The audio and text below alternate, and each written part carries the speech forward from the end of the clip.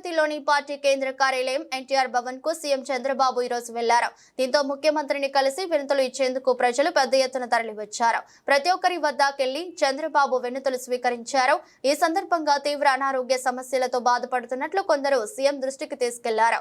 అదే సమయంలో మరికొందరు గత ప్రభుత్వం వేధింపులకు బాధితుల్లా మిగిలామని ఆవేదన వ్యక్తం చేశారు. దీంతో వారి సమస్యలు పరిష్కరిస్తామని చంద్రబాబు స్వయంగా హామీ ఇచ్చారు. రాష్ట్రం నలుమూలల నుంచి వచ్చిన బాధితులతో ఎన్టీఆర్ భవన్ కిటకిటలాడింది.